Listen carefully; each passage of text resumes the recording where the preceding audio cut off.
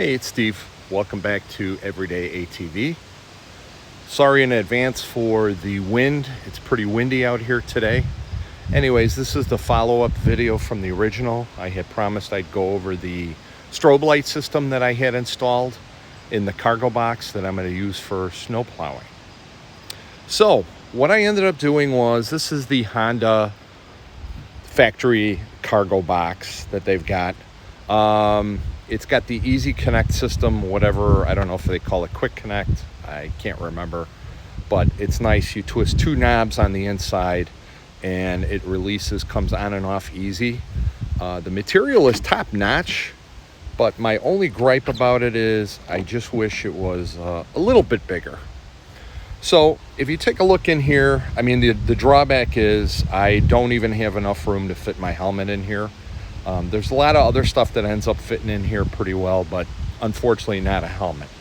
So what I ended up doing in my last video, I kind of told you a little bit about the fact that the strobe light system in this thing was all self-contained, which meant that if I ended up releasing the two quick clips here, I could lift the entire box off, lights and all, not have any connections to the battery to disconnect, nothing like that.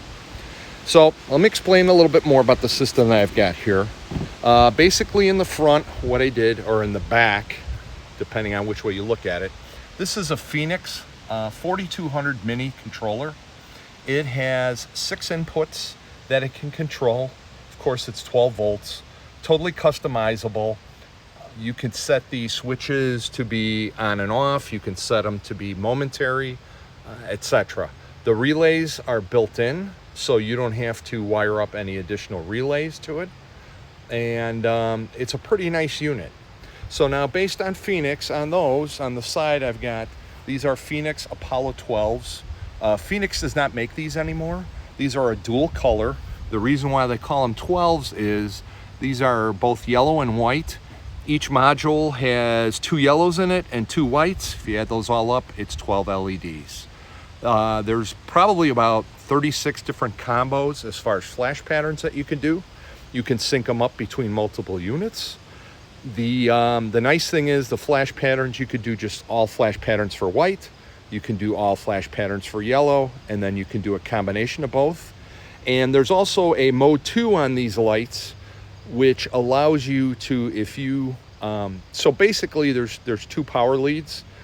The first one is mode 1. When you apply positive power to it, it'll flash whatever you've got programmed into that one. If you apply power to the second lead, doesn't matter even if the first lead is still on, that's known as mode 2. That one will take over, and it could be, you know, a different flash pattern. The way I have these now, and I'll show you a little bit later, especially when it gets dark, you'll be able to see it.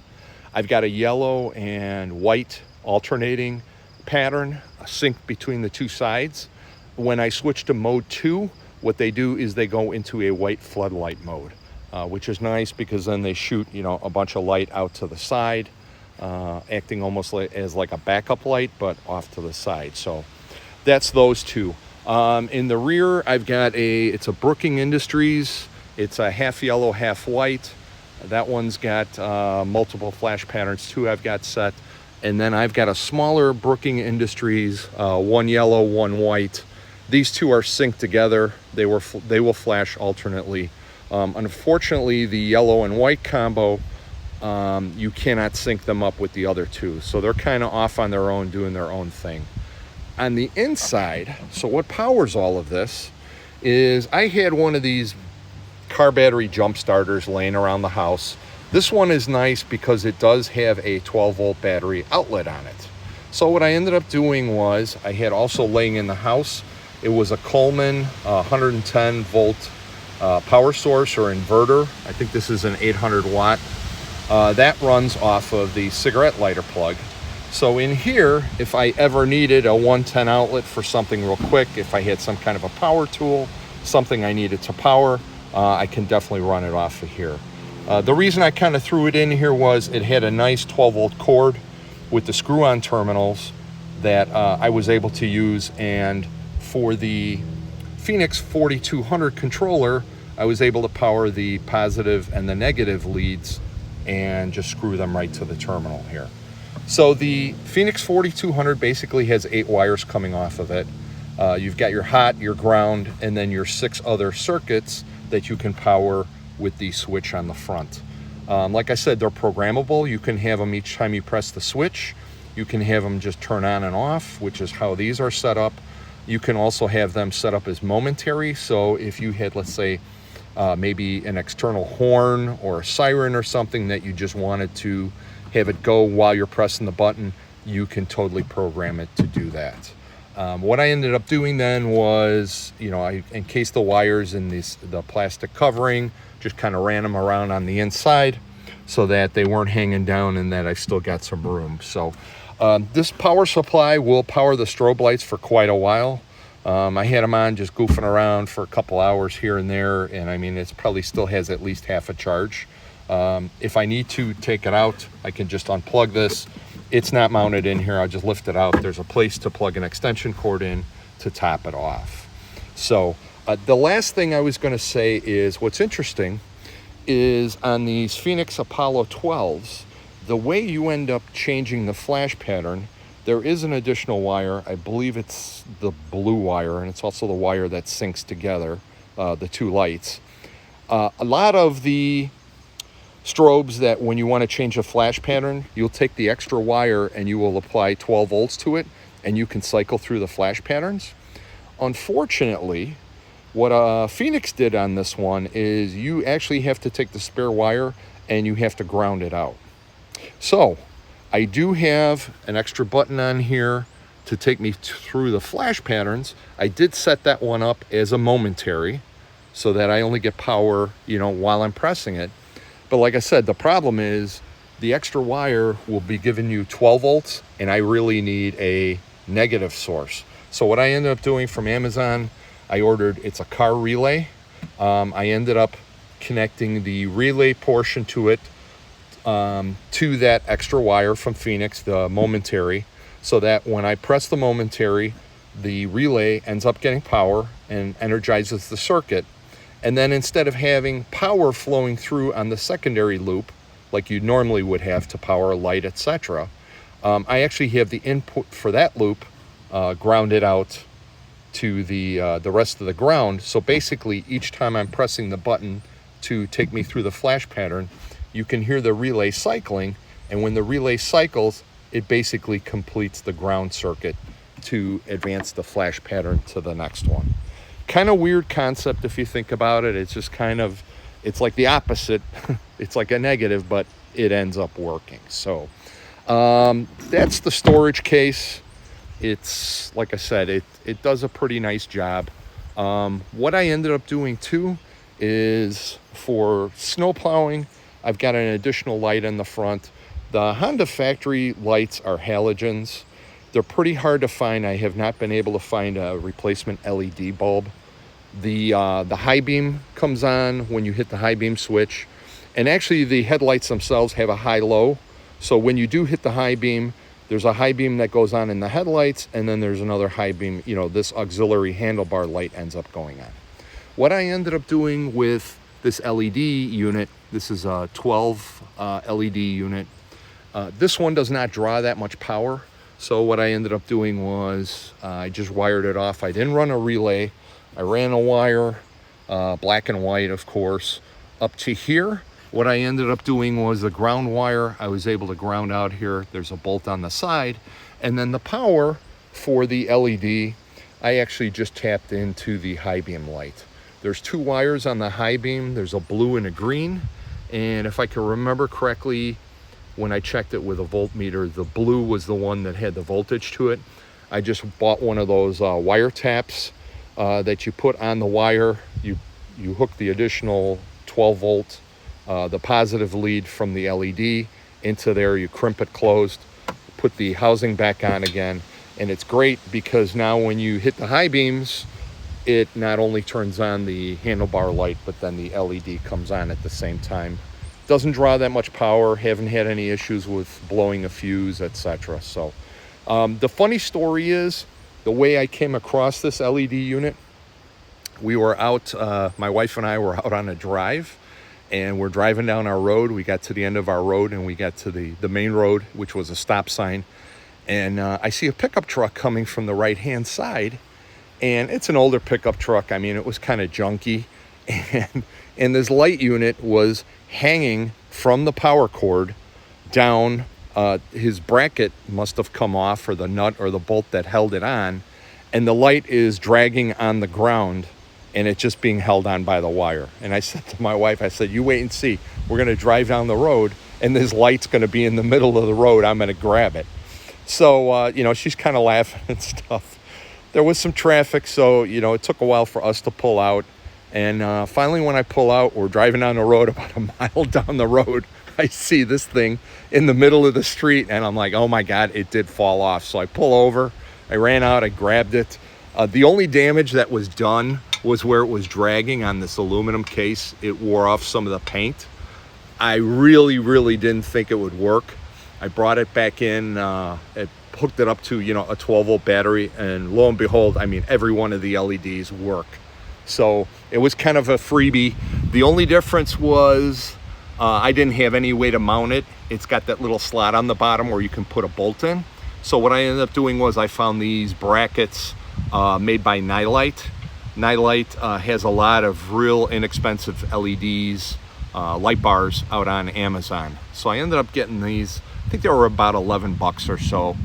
They're great because they come with different size inserts depending on what bar that you have. So if you've got a skinnier bar, you can use one of the fatter rubber inserts. You bolt it down, and they have different sizes of these too based on how big the bar is. So that ended up working out real nice. It's real easy to adjust. You just loosen it a little bit and you can tilt it up and down. So one last thing I'll leave you guys with before we come back, and we'll show you the lights at night. Okay, so we're back. It's twilight right now. It still looks pretty light out on the camera, but it is getting dark. So figure we'll take a look and see how the lights look right now. So basically with this Feniex 4200, you've got the power switch on the bottom. You can turn it on, and everything then is backlit. And I think I had mentioned before, they give you these really cool stickers that you can use to label your buttons. So this one is labeled rear. I've got my side lights here. This one is all flood. And then this one actually says pattern changer. And then this is the power. These two I'm not using. So if I end up turning on the rears, this is crazy. So these are the ones by Brooking Industry. Like I said, the two outside ones, the yellow and the whites, they are synced together. They will alternate. And then the center one ends up, there's multiple flash patterns there. And that one you can just change on its own. It's not synced with the other two. So that one's pretty bright. Let me show you the Feniex Apollos. So press that one. And then these also alternate between yellow and white.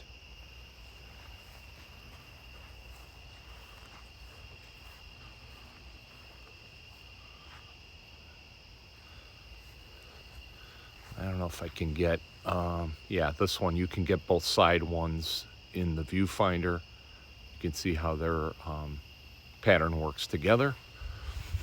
And then we'll try the flood mode. That's the mode 2 I was describing.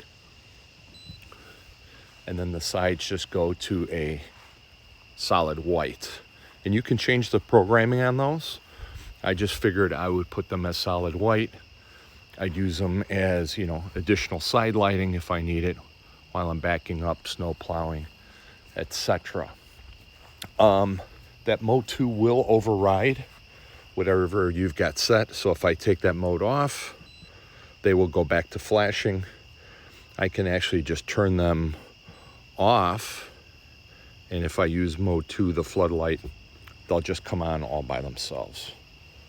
And then, of course, I could just turn also the rear ones off and just have the side ones going. As I mentioned, I did put in the relay for the pattern changer for the side lights. I'm not going to go through that now, only because there are so many patterns. It'd probably end up taking me forever to get back to the one I originally have. So we'll just leave that one. You can turn it off. You can then just leave this on, or you could just power the whole unit off again. So that's kind of nice. All right, so let's check out the LED light bar, how it looks at night. I'm going to try to do this. I'm working the camera with my left hand here.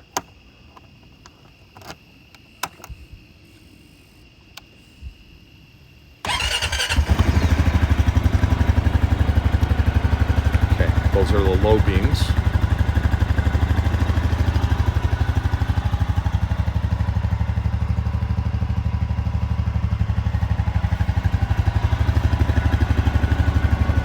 The high beams.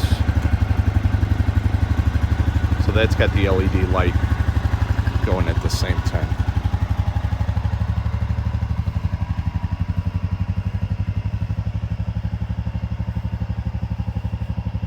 Yeah, camera does it no justice. It's kind of washed out, but yeah, it's amazing. So once again, low beams, then the high beams with the LED lights. Low beams, high beams.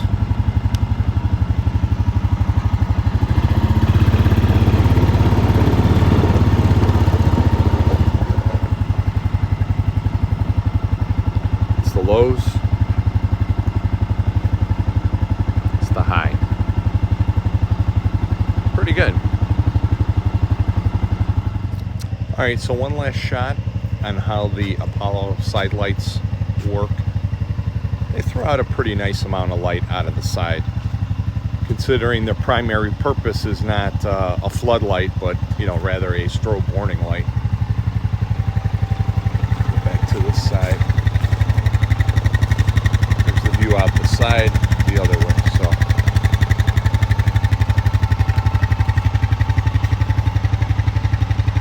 that's it. Thanks again for watching. If you like this, please like and subscribe. We'll catch you on the next one. The next video, we'll hook up the worn plow system and show you how that works. Thanks again.